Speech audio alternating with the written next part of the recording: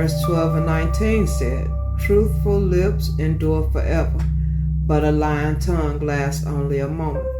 When you tell a lie, it's usually followed by another one, then another one. Then you forgot who you told what, unless you take it to the grave. However, the truth will eventually come out, sometimes after you're gone. Notice families that lie to their families for years, generations even. Eventually it will come out, usually with a lot of pain, confusion, identity issues. Even if good things come to light, it can still be painful. The third thing that the Lord hates is hands that shed innocent blood. To shed the blood of a person to hide your own misdeeds or secrets.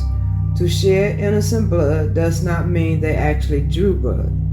When a person manipulates a situation that causes the break of a marriage or causes an innocent person to go to prison, this can happen when a certain group of people are deprived of basic human rights.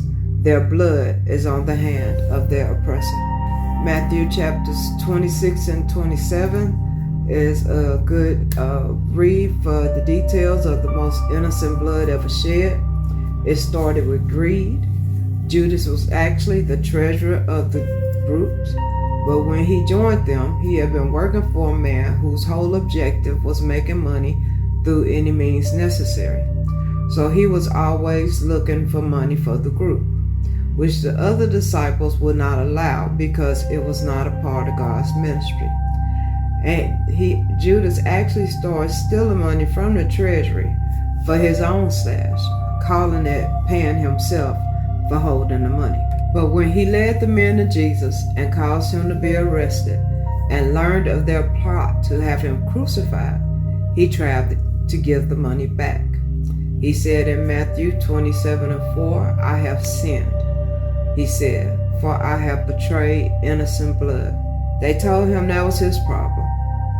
He threw the money back at them because he was so sorrowful. He felt so much guilt that he eventually hung himself. Verse 18, the fourth thing that the Lord hates is a heart that devises wicked imagination. And number 5 is feet that are swift and run into mischief.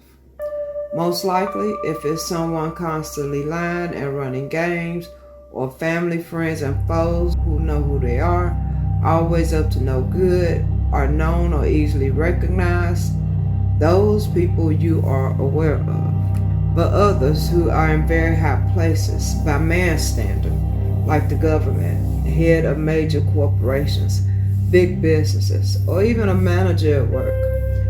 Any major entity, including the church, you have people trying to push their own agenda, finding a way to stuff their pockets at whatever cost, have come up with organizations in Jesus' name. The devil is a liar. 2 Peter chapter 2 verses 13 through 14 says they will be paid back with harm for the harm they have done. Their idea of pleasure is to carouse in broad daylight. They are blots and blemishes on society, reveling in their pleasure while they feast on yours. Verse 14 says, with eyes full of adultery, they never stop sinning. They seduce the unstable. They are experts in greed and a cursed brood. According to Psalms chapter 10 verses 6 through 7, he said to himself, nothing will ever shake me, he swears. No one will ever do me harm. His mouth is full of lies and threats, and trouble and evil are under his tongue. The sixth thing that the Lord hates is a false witness that speaketh lies. And 7, he that soweth the discord among his brethren. When a person speaks something of another they did not witness themselves, is a false witness. The problem comes when people repeat it, gossip. However, the Bible tells us how to handle these things.